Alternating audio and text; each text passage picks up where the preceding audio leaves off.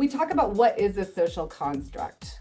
A social construct is something that we have made up and put meaning on as a society. So we all kind of agree on the meaning of something within society. And we can talk about all these different examples. The one example that came up in, I think, our session that we were at together in Chicago was money. It's a social construct. It's a piece of paper, but we've all agreed what it represents, what it means. So Naomi, getting back to some of your research then, so, what are some of your big kind of aha moments from your research? One of the things that arose out of my dissertation work and that I've published on is this concept of white hoarding that I saw in STEM classrooms.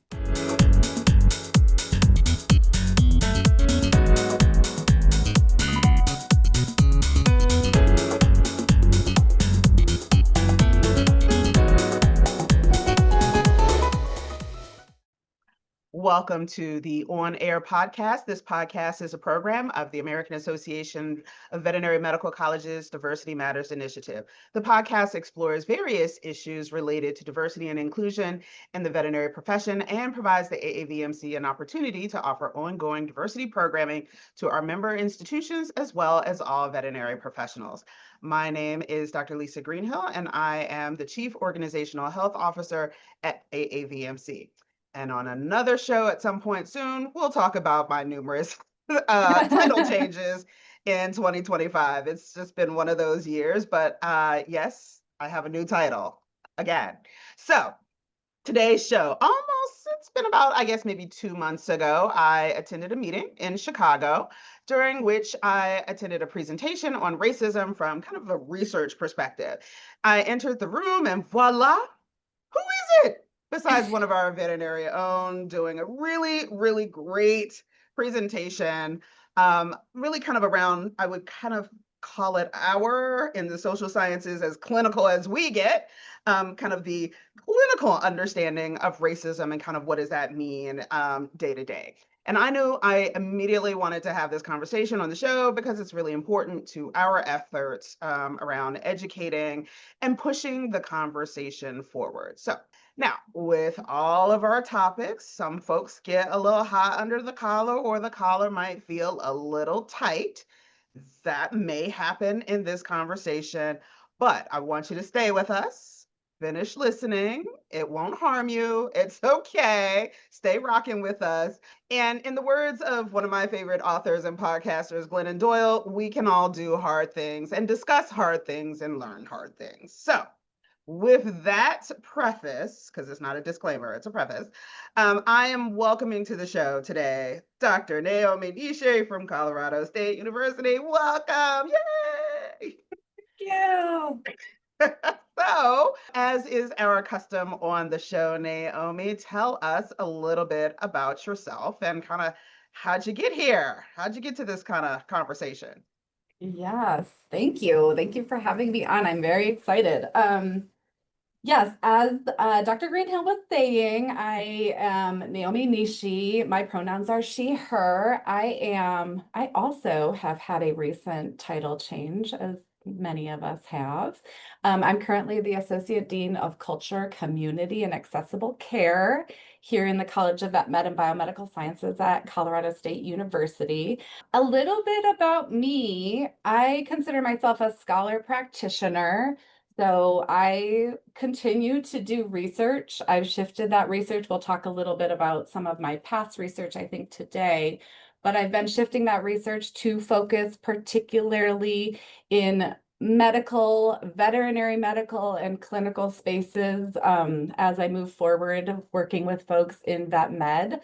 But I've spent about 20 years in higher education. I've just gotten past, when I add up all of the previous roles, I know they've added up to 20 plus. So 2 decades doing this work in a variety of different capacities. My research originally was focused on higher education. It still is focused on higher education. I'm focused on race and racism, particularly in STEM spaces, STEM classrooms, and then also in higher ed policy, and especially where those two things connect and impact each other. Yeah. So that's where my research has kind of been and where it has come. I All think right. that's my intro. Cool.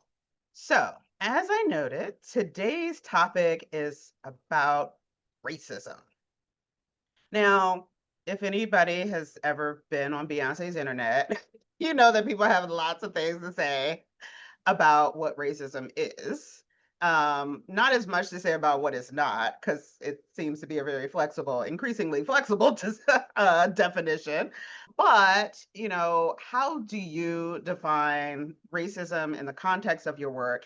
And what makes that different from, I guess, our colloquial understanding and kind of how people are like, that's right. Yeah, this is a great question. To answer it, I think I'll give a little bit of a story in Okay. how I've seen people kind of maneuver understanding racism. So, at a previous institution I worked at, not CSU, I had an opportunity to co-chair one of the institution's diversity, equity, and inclusion task forces. And with that opportunity, we had the chance to survey our faculty about some different understandings and interests, I would say. And one of the questions I was able to kind of weave in to this survey was asking faculty to define race. And it was a multiple choice question. I can't remember offhand what those choices were, but when we got the results back, 60% of faculty who had responded to the survey, who chose to take a DEI survey, were not choosing the appropriate responses. They Okay. didn't fully understand race. And the two ways that they most kind of misunderstood race is they thought it was a biological difference Mm, instead of a socio-political construct, and or they didn't cite any hierarchy connected to race. So they were understanding, and I'm kind of yeah. based on work after that, the way that folks tend to think about race if they haven't really given it a lot of thought and they are white and haven't had lived experiences to inform them otherwise, folks can come to race and think like these are just benign categories. Mm, And when you think that it doesn't matter what racial group you end up in, then your understanding of racism is going to be, you're going to misunderstand it. yeah. And so folks who treat them as benign categories then can understand racism from this dictionary definition where it is just disliking or having bias against anyone who is of a different race than yourself. Right. And that is the basic dictionary definition of race. Like if I have students all the Yeah. time when I'm talking about race who are right quick to like, not they don't open a dictionary. None Right. of them have Right. dictionaries. What is that? You know what I mean? They're Yeah. on their phone and they're like, Dr. Merriam-Webster says, Nishi. and I'm like, that's actually the definition for bigotry. Right, right, right, exactly. So I'm like, so that's kind of the misunderstanding about racism, is even a fundamental misunderstanding of what race is. Mm, And also that they're inseparable. Like you don't understand what race is if you don't understand what racism is. Because race as a construct was created by and for white, yeah. Western European in particular folks. And it's been used throughout history to justify great violence to communities of color, including enslavement, including genocide against Native Americans and other cultures. So we can go back through history and see how it was created and how it was then used to place white folks in this superior Yeah. status. Yeah. That's a long Yeah. answer. Yeah. No, but I mean, it's important, right? Because, Yeah. and I tell people all the time, I was vacationing, visiting some friends in Minnesota last weekend, and I was the only person of color in the adult group that was just kind of hanging out. And I was like, we need to have a conversation about Midwestern white people and cuisine, right? Like, and I'm like, that's another show. But, not every air quote white person was always white, right? Mm-mm. Like Eastern Europeans are white when it's convenient for Mm. Western white Europeans for them to be white, right? Or Yeah, yeah, Italians or Greeks or even Irish, right? yeah, And so there's these even tiers within what maybe the rest of us, and by the rest of us, I mean those of us who are people of color, we're like, yeah. nope, whole continent done, right? And they're like, no, there's levels to this thing, right? Right. Because it Yep. is a construct. And so we just kind of layer on these kind of understandings, right? And Mm-mm. so yeah, you can't have racism without race, Right. right? And I love that you didn't say they were wrong in the way that they answered the question. You said they misunderstood, which, is true because it Yeah, is like, our understanding, especially that biological piece, and it yeah. is so deeply ingrained and embedded. Look at, we did a show, viewers and listeners, just check back a couple of episodes to the sizeism episode where we Mm, talked about BMI and how it is literally a made up thing based on, white Western bodies that, the rest of the world does not necessarily look like, right? right. And so, Right. how do people then typically kind of understand the construct, right? Is the problem that it is a made up construct and then again we do this layering, or is it something else that creates this misunderstanding about race? Yeah. Yeah. That's a great question. The way that I kind of approach it is I ask folks to think, and I think Lisa, you had an example for this, but let me just say it first. We talk about what is a social construct. And maybe it came up in that session that we were both at. But what is a social construct? And I make the point of a social construct is something that we have made up and put meaning on as a society. So we all kind of agree on the meaning of something within Mhm. society. And we can talk about all these different examples. The one example that came up in, I think, our session that we were at together in Chicago was money Yes, is a money is a social construct. construct. It's a piece of paper or whatever the heck it's made out of, but it's a piece of paper, but we've all agreed what it represents, what it means.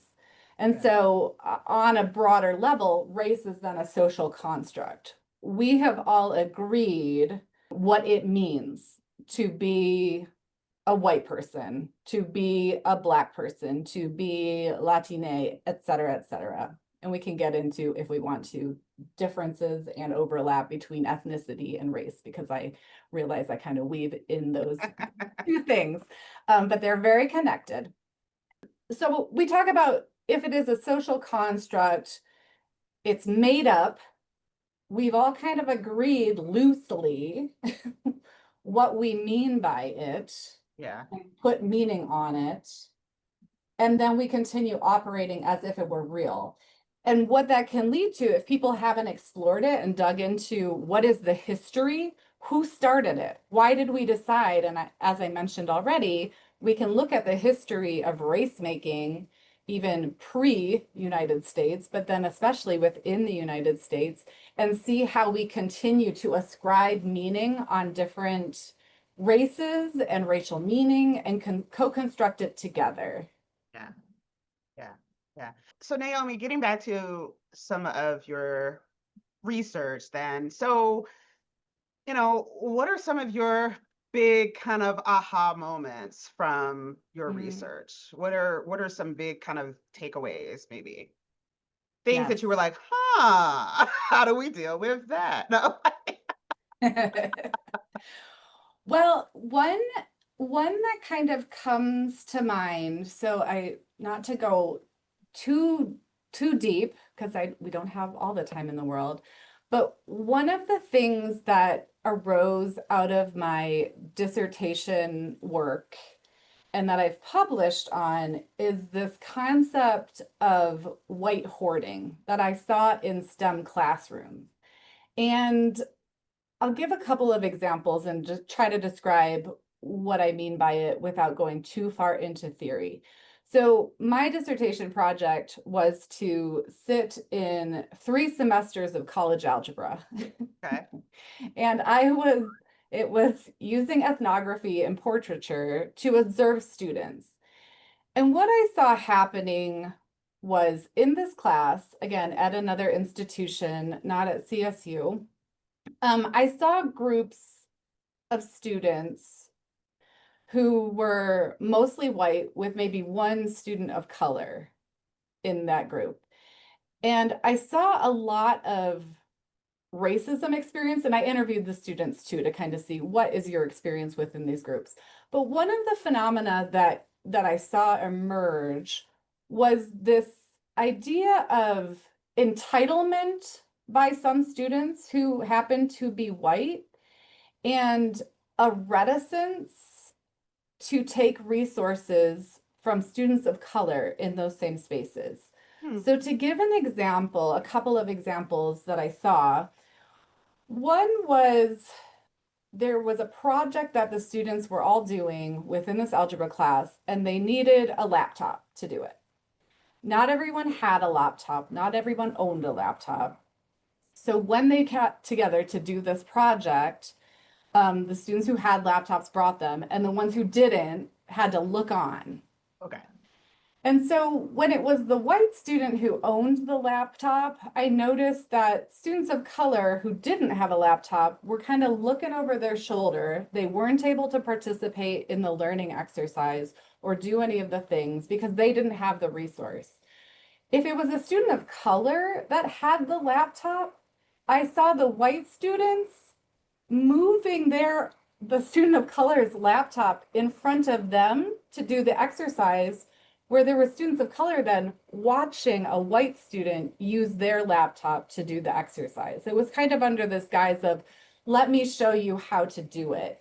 And it was vivid in those moments that I saw it happen. I also saw, for instance, the students would need the big TI-80 whatever calculators to take their exams. Not every, but they still cost like $100. Thanks, Texas Instrument.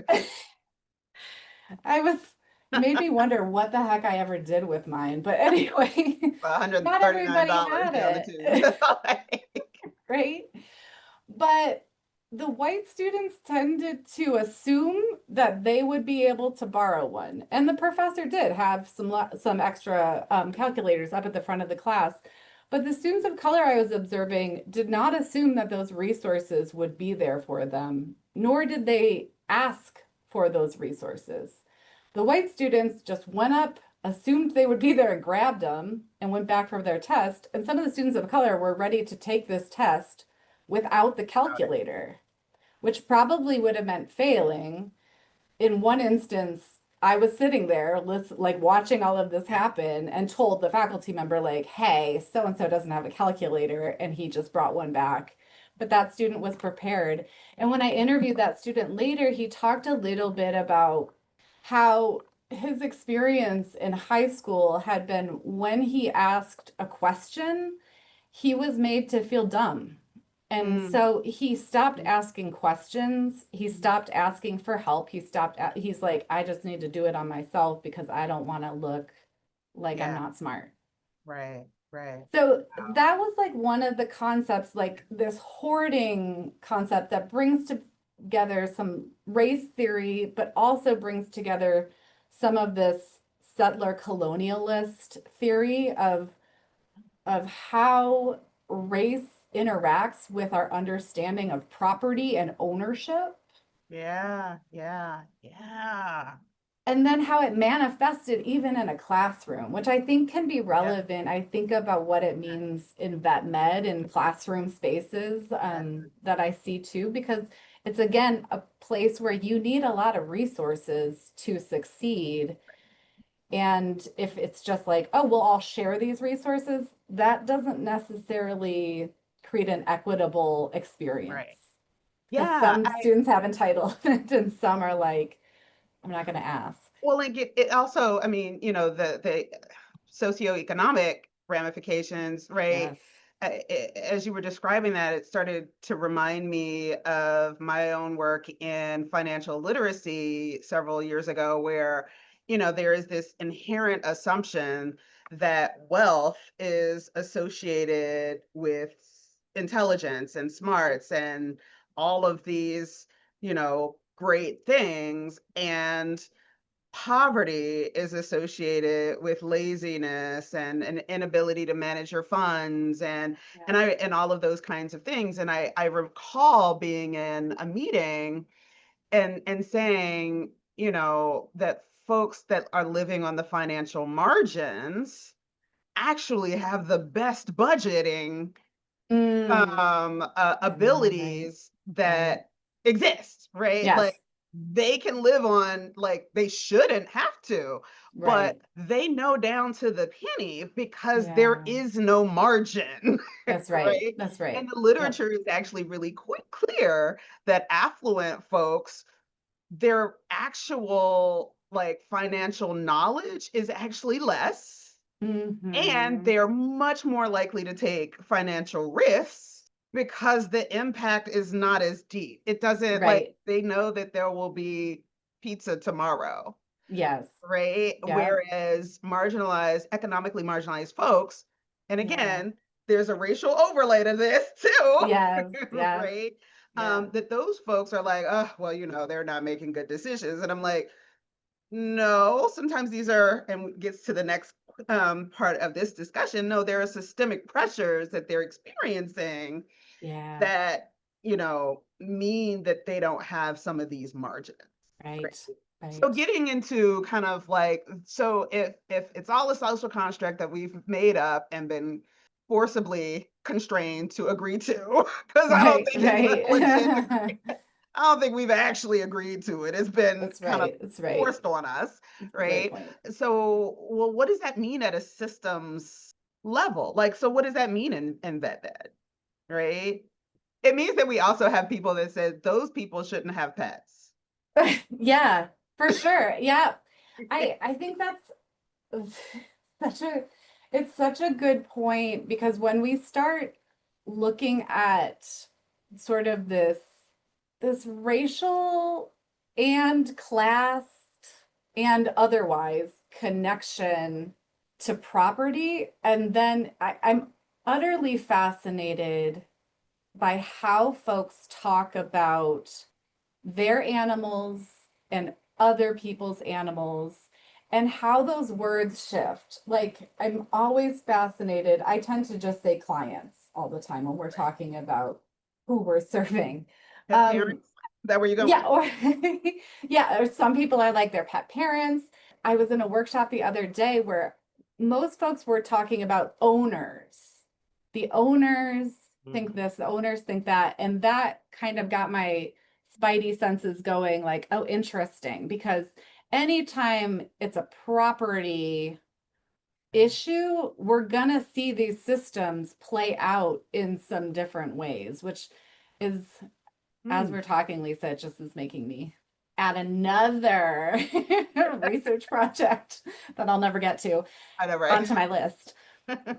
But yeah, it's making me think, and I didn't describe this earlier, but Cheryl Harris, who's a critical legal scholar and critical race theorist, she kind of created or developed this concept of whiteness as property.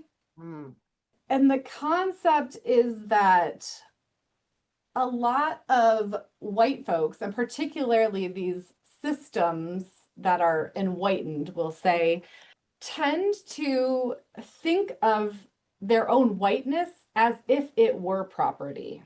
So when I'm teaching this to my students, I say, I own my house. I'm like, and so that is my property. I Right, have a big mortgage, but I own the house.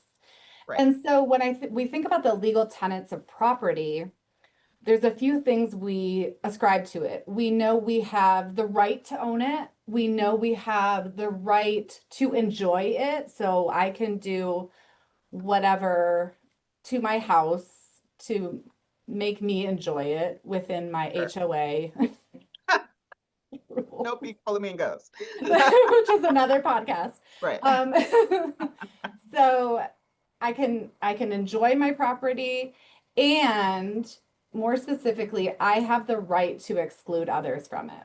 So Mm, I get to decide who comes onto my property, who benefits from my property. And what Cheryl Harris was saying is white folks are also ascribing those same tenets of property to their whiteness. So I identify as white. I can benefit from my whiteness. And most especially, I can exclude those who are not white from my whiteness and from all the benefits I get from being white. So this concept of property, and we can attach that article, Cheryl for Harris's sure. article to that as well. But it always gets me thinking about how does this then manifest in classrooms? Like how did it manifest in this white hoarding concept that I coined? But then what does it mean when we're talking about animals as property? And it gets into questions of whose property is respected, whose is not. Yeah. And we can start to see some of this, which I have not done research on it, but I think we would start to see racial distinctions, particularly in a predominantly white Yeah. field. Yeah. Yeah. Oh man, my head is buzzing Me because there's so too. many things, right? So one, what I'm hearing you say is that there's a lot of gatekeeping around whiteness, Yeah, right? yeah. Which is fascinating because in a lot of the spaces I'm in online, we talk about Black cultural gatekeeping. And one of Mm, the probably best known things is who gets an invite to the cookout is kind of the colloquial thing, mm. right? And it's like, oh yeah, this person is great. They get an invite to the cookout. And I was like, they are great. The I cookout want is them there. really special. Yeah, Like, yeah. can they come to the prequel? What? Because the cookout, like, we gotta, like, can we put some arms around? Like, there's a lot of invites out here floating around, right? Yeah, So yeah, so that's kind yeah, of yeah.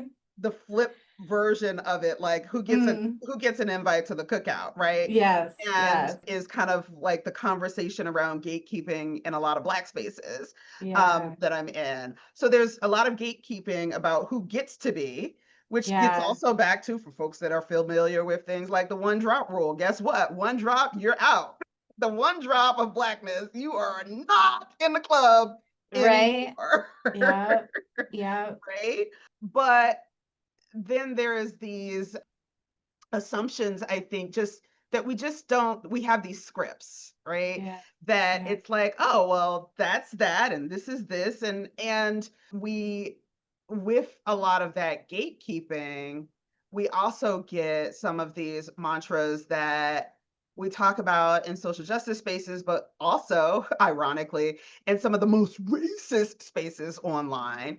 You yeah. literally hear some of the same language that is like, no, no, white is right, Mm, right? mm, And so, and everything else we got to mm-hmm. discuss.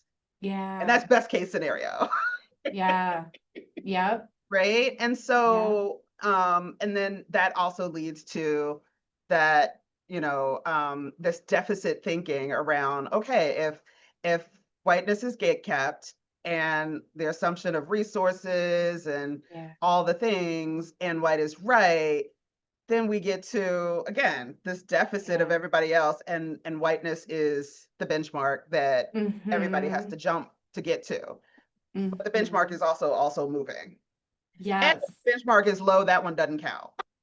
right, right. No, I think that's such a good point. I mean, and I see it very frequently, and I think it's connected to misunderstandings of race and racism in terms of we tend to, in our spaces, in vet med, where we have underrepresented underrepresentation of students of color in many different racial groups. Now I'm forgetting what I'm saying because I prefaced that too much. Oh, I know what I was going to say. If we don't, we tend to problemize people. Mm, And we look at them, and I think that's kind of another way of saying what you were saying in terms of that deficit perspective. yeah.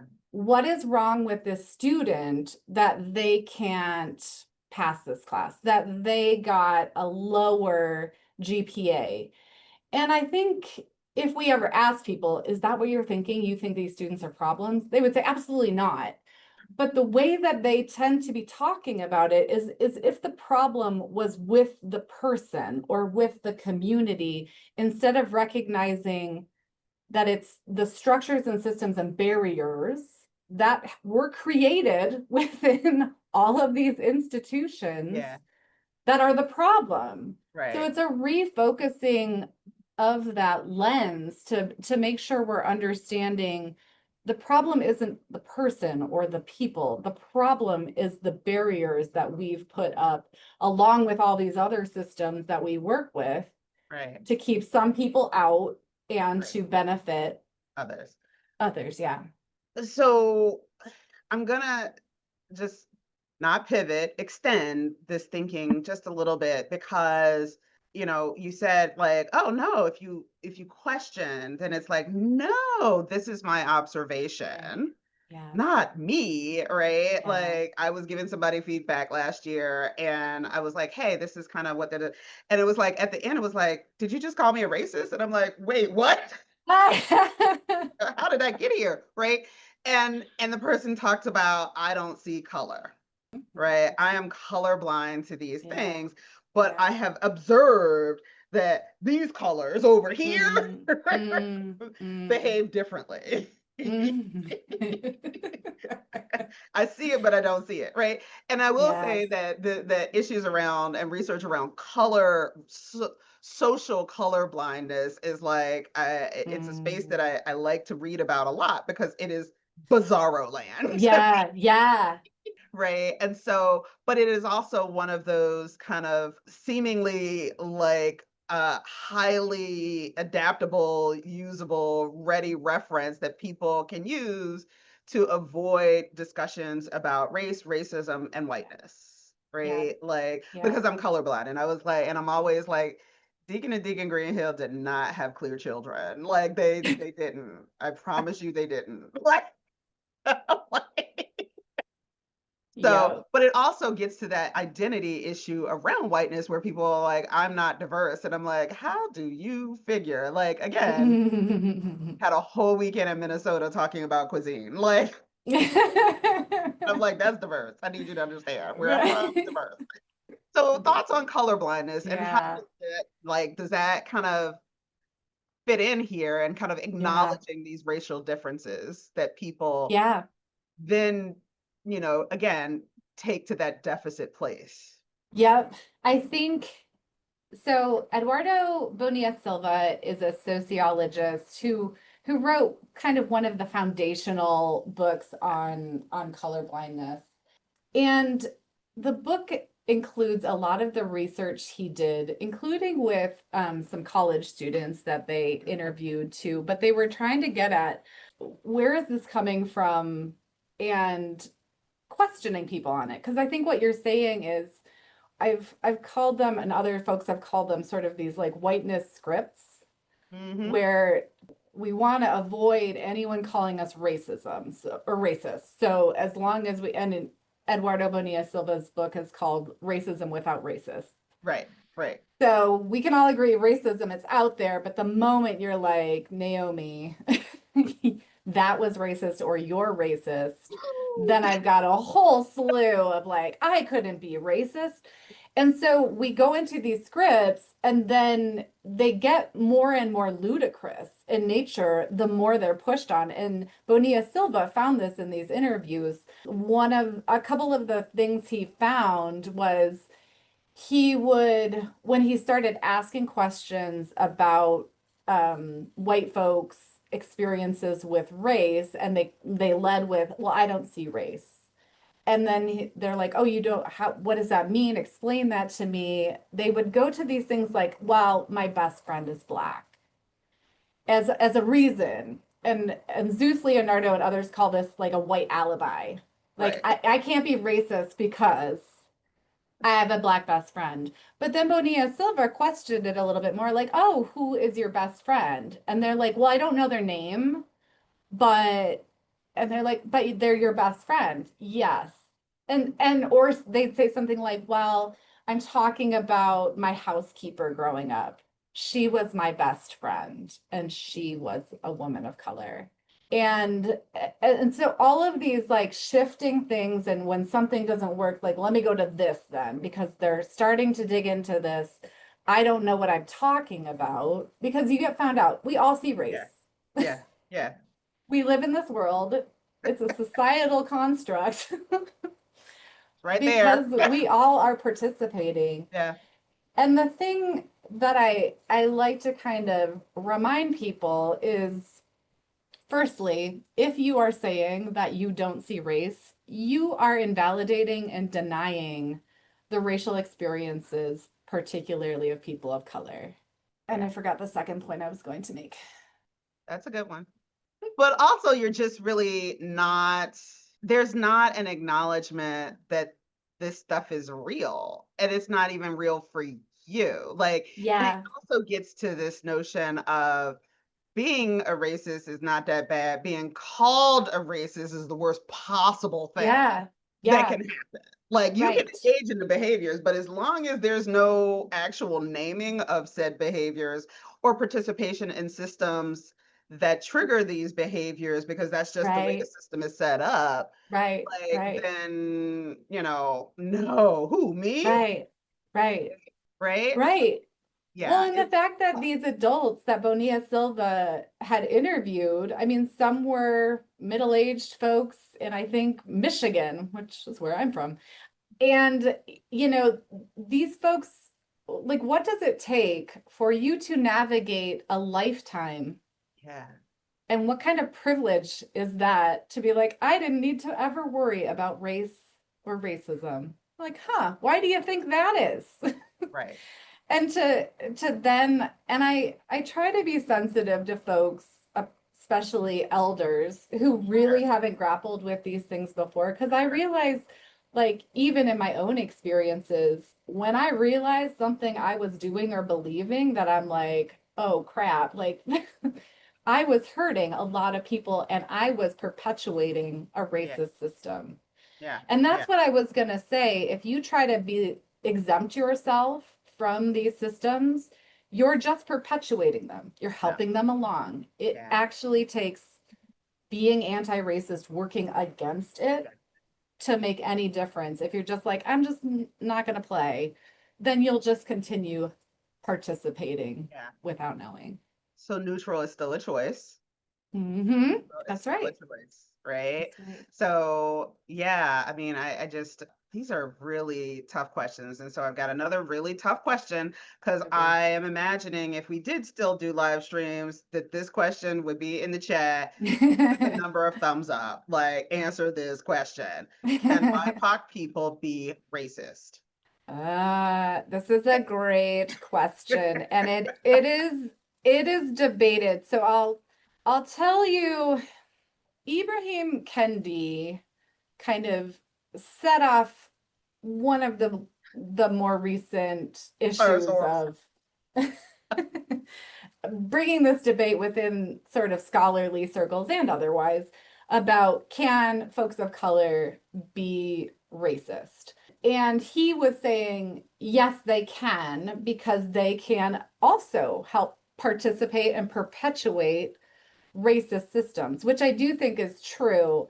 But then other scholars, particularly Black scholars and other scholars of color, are like, to be racist, you have to hold some power.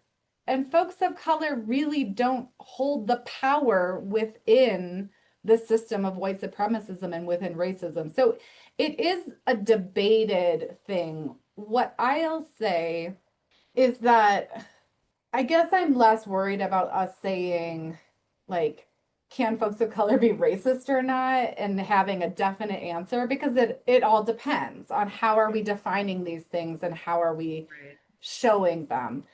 We do see in every day, we see folks of color participating in systems and processes that harm communities of color. So Right. we do see that. I won't name any names, but we But see we that could. happening. Yes, but we could give you the names. Give me a call, I'll tell you who the names are. But so we do see folks of color participating in these Yeah.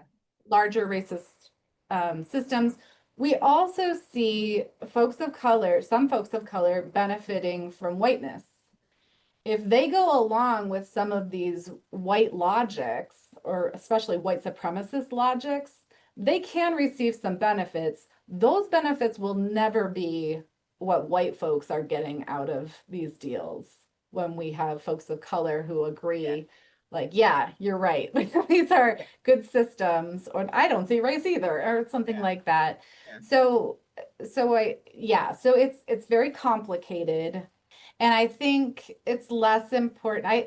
I would also challenge, and maybe in our imaginary chat, this would get me more in trouble, but I feel like that's another tactic to try to move a lens off of the great violence that whiteness and racism has perpetuated.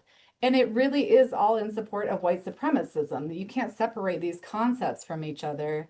Yeah. So, sure, we can debate whether folks of color can be racist. What I will say is they cannot be racist against white people, because that, as we've described, is not how race works. How the system is set up, right? Right, So right. yeah, I would say that at the community, societal level, no.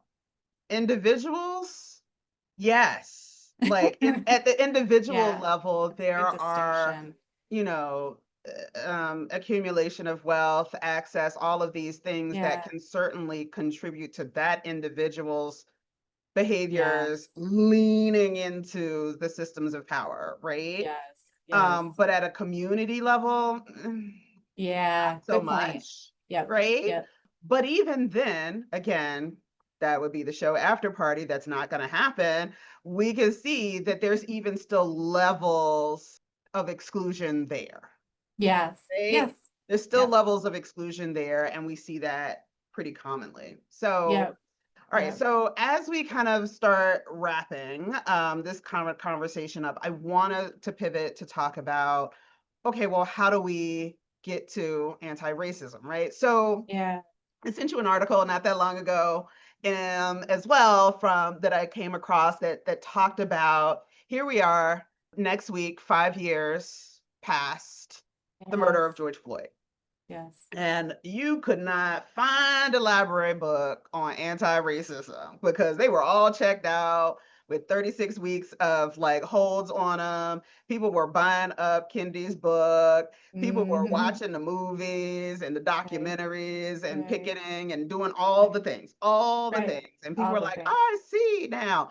And I'm also Right. convinced it was like, yeah, this is, I don't know if it was any more egregious than some of the other things that had been Mm, happening and have been mm, happening for yeah, not right, decades, right, not years, not right, decades, but centuries. right, right, Um, right. but we were all home with, because of COVID, and, the DJs weren't spinning at that time. So we all saw on Instagram. So we all happen to see this thing, right? This Right, murder. right. Yes. And it was for many people the first time that they'd seen such imagery, which Yeah, frankly, again, for my community was not yeah, unusual. yeah. And so there was this huge, reaction, and knowledge bases went up. People were taking the classes, doing the things, all the things. Now Mm. there's new research that says, and like a year later, everybody went back they're finally, they got the hold, came, their time came up on the book, and they're like, I'm not reading that now. Like that's done. I've moved on, and it's still Yeah. COVID, and I've taken up gardening. Like, Yeah. and that one, the knowledge that may have been acquired about racism, racist systems, what it means to be anti-racist, and all of those things, kind of immediately kind of like just, died down, Yeah. and things went back to normal. I would argue that things didn't go back to normal. Things went backwards, right? Yeah. Because it was Yeah. only like a year later that we started getting anti-DEI legislation. Yep. And Yep. Yep. so now here we are 5 years later, a week from 5 years later, how do we get out of this? I mean, I'm not sure there is a way. I'm also low key burn it all down kind of girl, but that's not for this podcast. Again, that's the non-existent after party podcast. Right. Right. Yep. Yep. I love it. Yeah. I'm with you in terms of I use a lot of critical race theory, particularly in my earlier work, not as much in vet med because nobody knows what the actual tenets of critical race theory are in a lot of our spaces. But one of the core tenets is the permanence of racism, Mm, which can feel like a nihilistic view of things. Like it's not gonna get better. Like, and I mean, I'm okay with that. I don't know what that says about me, but I'm okay accepting that certainly in my lifetime, within my kids' lifetime, we're not gonna see like a takedown of racism. Especially because as we've been talking, it is so deeply enmeshed and embedded in all of the things. So having said that, it's not going away. Here's what you can do. I I think I've cited this in an article before, but at the end of the movie Seven with Morgan Freeman and Brad Pitt, Morgan Freeman says he cites an author, and of course I'm forgetting who the author is, and says the world is a beautiful place and worth saving. Mm, And he says, I agree with the second part. And mm, I that always stuck with me because I'm like, especially a lot of days, I'm like, the world is not a beautiful, but it's still worth doing the work. I yeah, don't know how yeah. far we'll get, but I think as we continue finding the people who are ready, because I also think in a lot of the racial education that I do, it's recognizing people come, we have conversations, they're not ready to kind of commit to doing better. They have to work it out. And oftentimes, I'm not the person who can say these things to them. And that's fine. I'm certainly not everyone's cup of tea. But I'll plant a seed if I can and hope that somebody they have a relationship with or somebody they can hear these things from will say it again later and then it will resonate and then that person will be ready to take a next step. And I think we just do these little micro movements towards anti-racism with the goal of trying to build a wave.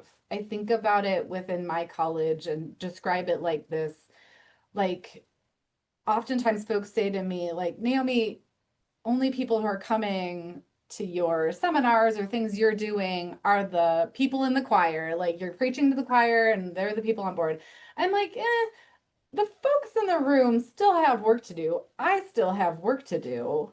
I'm like, so it's not lost that we're doing this work together, but I'm going to take the folks who are ready to start having these conversations and working on it and try to start building that wave because every person then in that room has relationships with other people who won't hear these things from me, but they might hear it from them. Yeah. And we continue building it with the hopes that that will become the way we do things within our spaces, within the community we build within our college. And the folks who were never going to join us and never thought this was important will decide this isn't the place for them. Cool. And so I kind of think about it like that, even in my nihilistic understanding of our world and our society. No, that's, I mean, I think that part of, I really appreciate your response because it's realistic, right? Like, and that's the thing. And it is how much can we affect change with the time that we have, Yeah. recognizing that, the little drops end up, accumulating over Yeah. time. And that there are big feelings. That's the thing I think that I really have learned in my work over the years is that a lot of this work causes deep dissonance for folks, and it's Mm-hmm. really hard Yeah. to reconcile. Like, but I'm a Yeah. good person. And I'm like, totally. You So are. am I. Like, I never said you were a bad person. I'm talking about Right. this concept Right. versus, this other thing or whatever it Yep. is, right? And so Yep. it makes it very hard because it is deeply personal work, Yeah. Yeah. right? It is Yeah. deeply personal work. Like, if for all of the things that we might work on in therapy sessions with previous traumas and all that, like this is Yeah. one of those Yeah. things Yeah. that Yeah. requires that kind of deep thinking work. And while I give lots of seminars and do lots of things, those things in isolation are not going to get us to wherever it is we're supposed to be going. Yeah. Yeah. The Yeah. other thing I think is really important for folks to understand is that it's not just white folks that need to learn, Mm-hmm. because Mm-hmm. there's a lot of assumed burden that folks of color Yeah. get whatever the cosmic it is. Yeah. Yeah. And there's a different lived experience where, I think about kind of just dollar jar epistemologically, like, where how do we know things, right? That's just kind of Mm-hmm. how do you know things? And there are some things I don't ever remember learning about race Yeah. because I am a racialized person. And it Yeah. just, Yeah. right? But but Yeah. but we have to learn, what does that mean for all this other stuff, Mm-hmm. Mm-hmm. right? Mm-hmm. Um, and that is also a lifetime thing, Yeah. right? Yeah. And so, in one of your kind of big takeaways, like this is the longest of the long games, Mm-hmm. right? Mm-hmm. We Yep. just got to keep tinkering away at it. And just in case Yep. anybody thinks it's not the longest of the long games, I'm one of the woo-woo girls. I believe in, an afterlife, blah, blah, blah. Friends of mine we love kind of going to mediums. And my grandmother talks to me on a regular basis. She will not show up for a white medium. And I was like, you can be kind of bigoted on the other side. Get out of here. Like, it's fascinating to me. But it's like, no, trauma exists over there too. Mhm, Is that's what mhm, it means. And so mhm. this is a very long game of unwinding this knot. Yes. It's it's so true. And I'm thinking about so many different books as you're talking and even just these ideas of how on the whiteness side, how we are taught what race means. And that's for everybody. Yeah. Because we know we don't tend to talk to kids about what is race. And if you're a white mom and your kid says something and notices race, you tend to be like, shh, you're not supposed to talk about race. And we shut down all conversations and treat it as taboo. And Mm, kids are like, I don't understand why we can't talk about this thing that we all see and we there seems to be some meaning that we're connecting. And we let kids figure it out for themselves. And particularly, I mean, for all kids, for all they're kids. like, okay, we're not talking about this. And I realize, like, in communities of color, they're more likely to have Yeah. those conversations for safety For purposes. safety purposes. Yeah. Yeah. Yeah. But white folks are like, well, we no, we don't talk about that because it's racist to talk about race, is like one of our I'm fallbacks. like, it's not. But it goes super deep. Like you think about the lessons you get as you're trying to make sense of it. And some of those are maybe correct, but Yeah. some of them are a mistake. I'm thinking about Who was the author of Why Are All the Black Kids in the Cafeteria Sitting Together? Oh, right. Beverly Tatum. Yes, Beverly Tatum. Yes. And she talks about how her son was like the only black student in his preschool. And one day he came home from school and said, "Mom, am I brown because I drink too much chocolate milk?" And, and she's like, "No." And she's like, "Oh, look at me, look at your father." Anyway, so they had the race conversation, but what was interesting was when Tatum asked the teachers, the white teachers at that school, like the kids are talking about race, and they're like, "I don't think so." They're like, "No, they are." And they wouldn't ask the teachers. They figured out we can't ask the grown-ups about this. Oh, So let's figure it out. And they're like, it has to be this kid's drinking so much chocolate milk. That has to be what happened.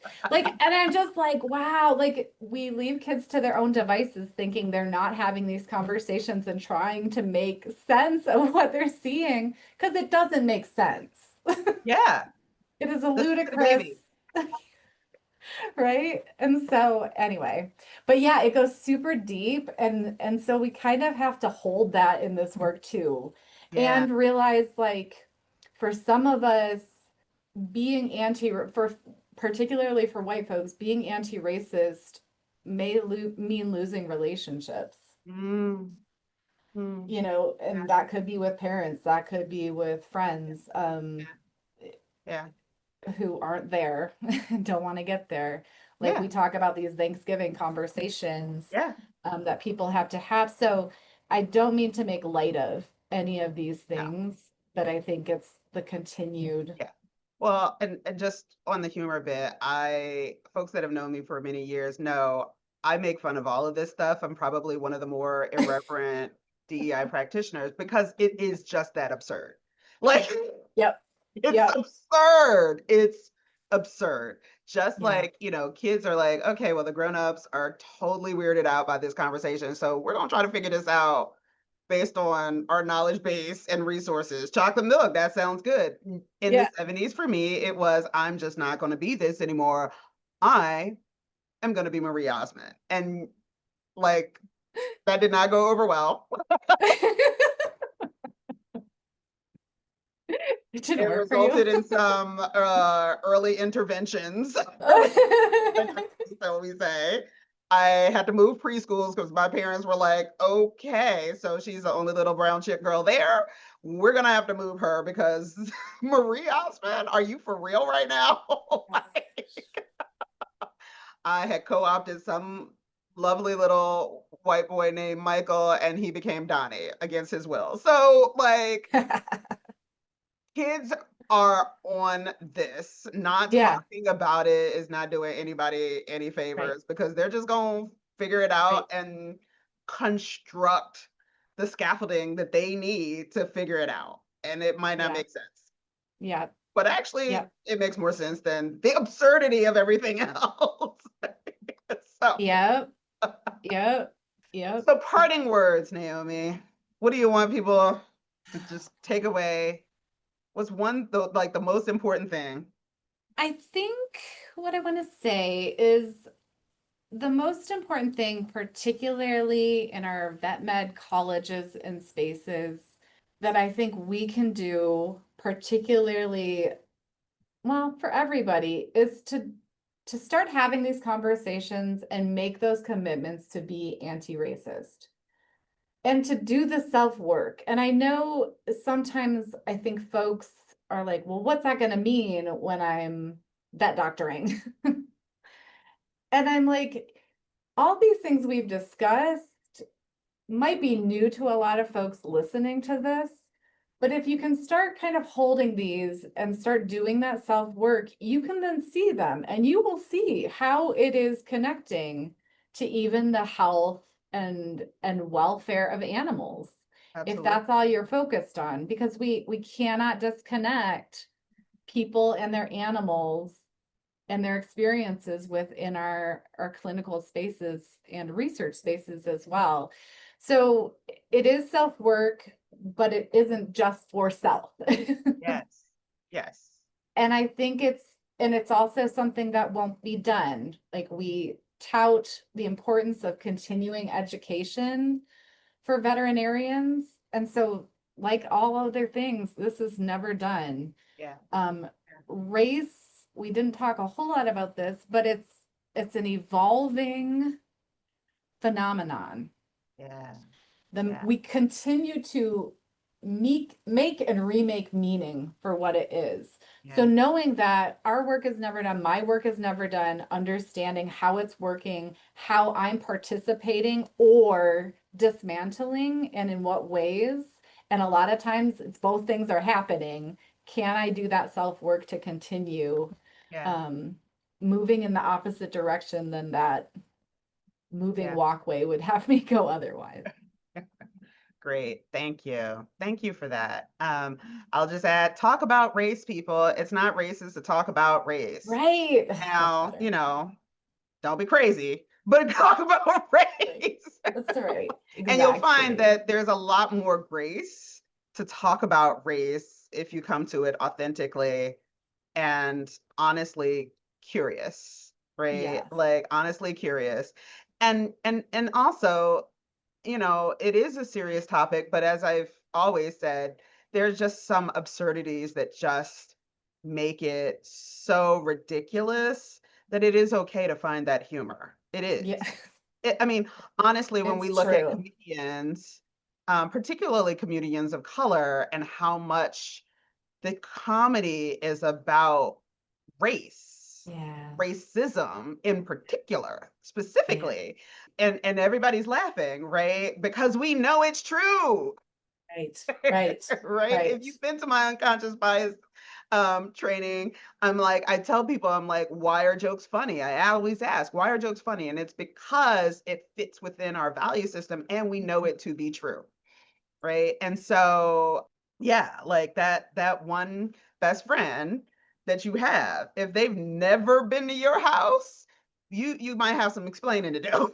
Like you might have some deeper thinking to do, right? Because best friends come to people's houses, right? Right. Right. And they know each other's Or names. you meet up or something, right? There's a connection that's deeper than that one over there. But so that's my parting gift. I But love it. thank you, Naomi. This Yeah.